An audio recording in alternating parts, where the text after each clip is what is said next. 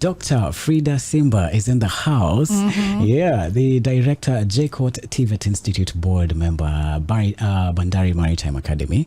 And today we are chatting the way forward for the future of skills. We know we are skilled. A lot of people are, you graduate from school, you are equipped with a lot of skills. But what is the way forward? Yeah. And so I want to introduce you in a special way. Oh, yes. Okay. First of all, this Karibu Sana Blue Radio. Thank you so much. Thank you so much. And this is a studio by your very own, the people you've mentored. Yes. Mr. Gilbert Were Yes. and Johnson Mwangangi. Correct. So how does that make you feel? First of all, thank you so much and good morning everyone and to the listeners. Yeah.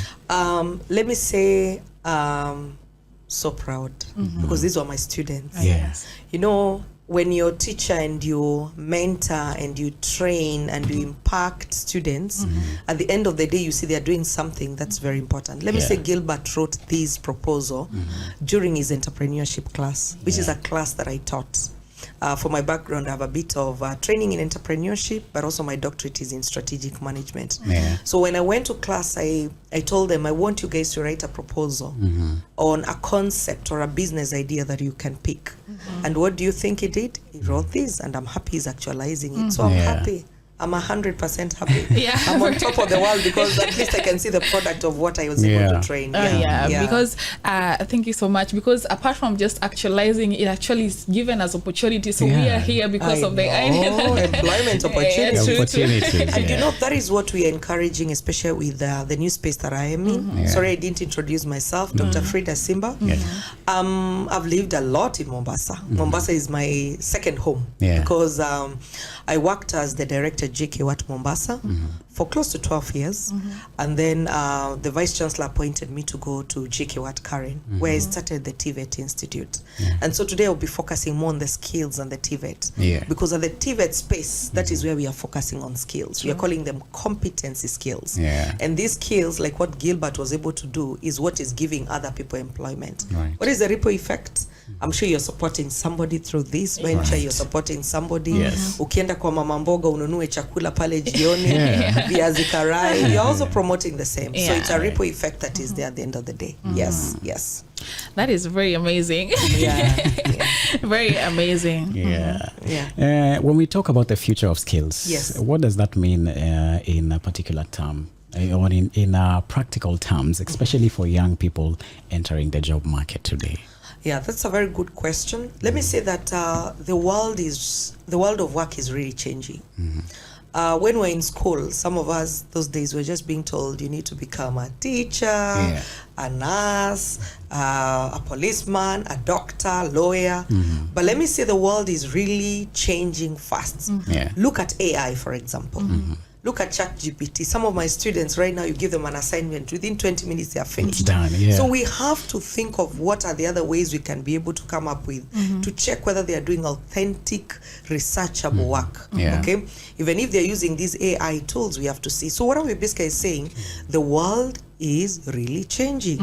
And so the skills level that are needed to match what we are doing must change even for us. A lecturer can't be going to class with the old yellow notes. You have to keep changing with what is happening. So the world is really changing. There's a lot of dynamism in terms of the career perspective.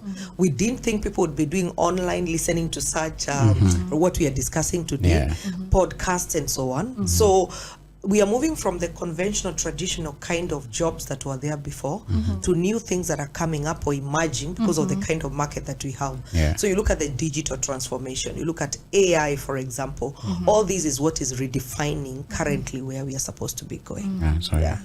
Yeah, that's very true, because you just mentioned that the world is really changing with the innovation and the invention of the AI tools and the vitu kama hizo.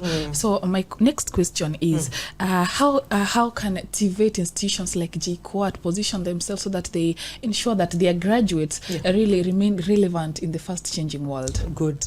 So what we are doing, and I can take a minute just to explain about Tvet, because one of the things I've realized is that majority of parents, majority of students don't quite understand what is Tvet.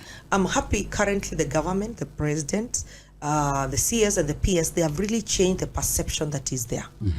Before, when you heard a student was going to a TVET institution, you'd think this is a failure. Huyu ameanguka, huyu yani hakuna hope.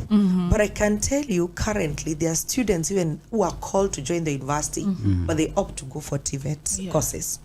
Now, what does TVET entail? These are technical skills. In every constituency, we have a TVET institution. We have a TVET institution. Maybe what is different is the level at which they start. So you might have people doing crafts courses, diploma, there's also doing artisan and so on. So we have levels. So like at my university TVET, I run level 6, which is diploma, and level 5. But we also have level 3, level 2, level 4 all the way. So depending with the grades that you got. Now with TVET, the curriculum is developed together with the industry. What do I mean?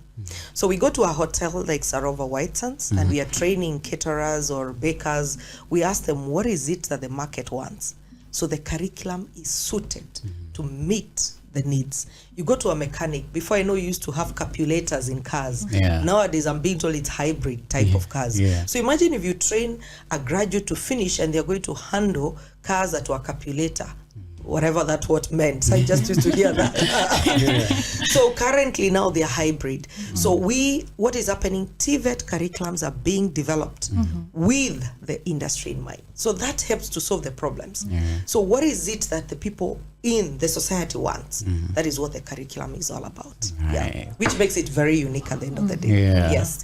That reminds me, Kwanza, we will have to congratulate you for your recent appointment on the to the board of the Bandari Maritime Academy. Thank you. So how do you plan to leverage this role to ensure that maritime training in Kenya is closely aligning with the national development goals in the blue economy? And what are the first activities you hope to push through in your town? Thank you so much. It's a 3 years appointment. I want to appreciate Honorable CS Joe for the appointment. Of course, I've worked in the coast region in the education sector for long. Bandari Maritime Academy is one of the academies that is leading in matters of maritime, but also education, because they are also doing TVET courses, level 5 and level 6. But in marine related areas. So one of the things, of course, I want to bring in is my expertise. I've been in the education sector for a long time, both here in Mombasa, among the leading teams that founded Jkuat Mombasa campus, but also having founded the Jkuat current campus, where we have the TVET Institute. So I want to bring in my professionalism and expertise. And also we can think, as we held our board meeting, we're just discussing how can we think outside the box to be able to come up with creative, innovative ideas. I know we're in the marine sector. There's so many young people within the coast region that would want to enroll for some of these courses. Can we even come with short courses that can be able to tap in 6 months? Somebody does a course and they can go out there and work. Not necessarily even in the waters, but even outside the country. You see, they can train hoteliers who can even go out in Germany. Germany is speaking a lot of people now. How can we bring hope to the young people who do not have jobs? So that is the kind of expertise that I want to bring on board. Issues to do with my competencies in terms of education. I've been in the education sector for almost 15, 16 years now. So that is what I want to bring to this board, so that we can ensure that we are at par in terms of the competencies and the kind of graduates that we are producing. Of course, the role of the board is oversight. So for us is to give advice and of course support the management at Bandari Maritime Academy. Oh yes, and Daktari, you understand that you've been in the education sector for a long time, and now that you've joined the Bandari Maritime Academy, there's certain transformation that have to occur, because in the past years, or maybe in the recent years, we've had a lot of complaints that some courses are expensive, and now adapting to the new curriculum, it's also a hurdle. It's not a walk in the park, and also there are also complaints that there are not enough qualified tutors, especially in the marine captain. So what are some of the measures that are going to be put in place to ensure that you bridge these gaps? Okay, yes, I must admit that with TVET courses,